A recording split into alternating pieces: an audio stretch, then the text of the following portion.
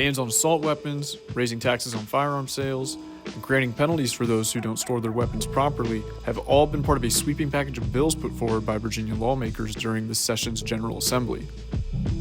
Virginia Democrats have made regulating the firearms industry in the state a top priority during the early part of the year. We went to the nation's gun show at the Manassas Mall this past weekend to talk to gun dealers and gun owners about what they think about the proposals. I'm Matt Delaney with the Washington Times, and I'm here with Matt Samosky. Joe Jackson.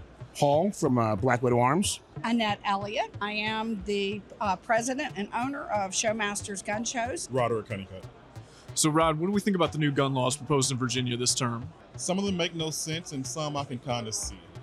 Well, one, I think they're unconstitutional, and it's very unfortunate. It's just punishing law-abiding citizens and making it much harder for us to enjoy the shooting sports and protect our families. Well, it's really a shame because our country was founded under the U.S. Constitution.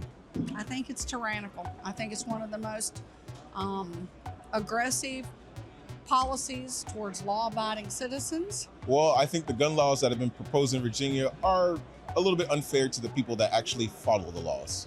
And the ones that do make sense to you, which ones are those? I can see the one they're talking about with the training beforehand. I can see the logic in that.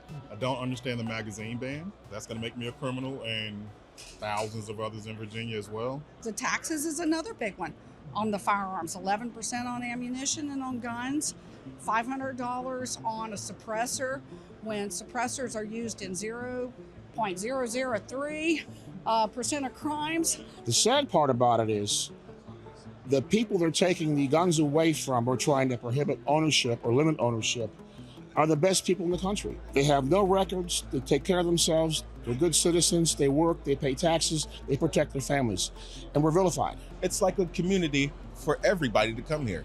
We don't rule anybody out.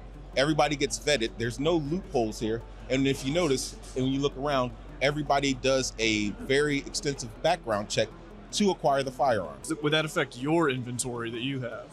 It absolutely would. Matter of fact, I don't know a single gun owner that doesn't have a firearm that would be banned under the new law if it passes. I think it's 217, HB 217. I think that's Dan Heller's, the one that wants to ban any firearm that would accept a magazine that holds more than 10 rounds. That is 95% of modern firearms. It'll put most of these gun shops, these small gun shops, out of business. Would any of the firearms you have on display today qualify as an assault weapon under the new law? All of them. All of them. There's another one where it's banning storage of guns in cars. I believe the gun's visible in the car. I'm not sure if you're familiar with this. All the responsible gun owners I know do not leave their guns in the open in their car, but I believe with legislation, if it gets stolen from your vehicle, they're just going to hold you responsible for it. Well, the one that really gets under my skin is assault rifle ban. An assault rifle is what I consider a Class 3 fully automatic firearm that's heavily regulated by the National Firearms Act of 1968. First of all, there's no such thing as an assault weapon. It's a media term.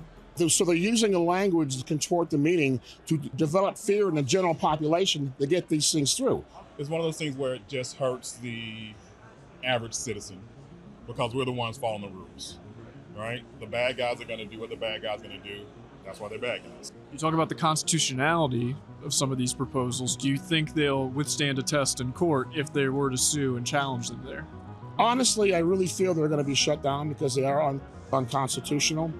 I think with the current mix of the General Assembly, they will pass legislation. Our governor, who claims she's going to be a moderate, has proven she's not, and I'm sure she's not going to veto it. So it is going to be up to the courts. I'm hoping. I don't see how they can't overturn the bill that's unconstitutional. So I think for most of us gun owners, that's where our hopes are going to be in the courts. Is there anything else you want to add I did not ask you about? It always changes. It's another storm.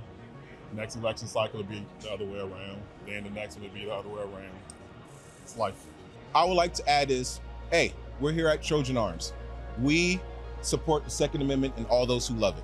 No, I was asked anybody out in the world that is anti-gun and doesn't like guns in the society, go to a shooting range, meet some of the guys, talk to them, learn where they're coming from. Talk to all these veterans that put their life on the line to keep this country as free as it is. Seriously, go meet the local gun guys. If your neighbor's a gun guy, shake his hand, have dinner with him. Get to meet the people.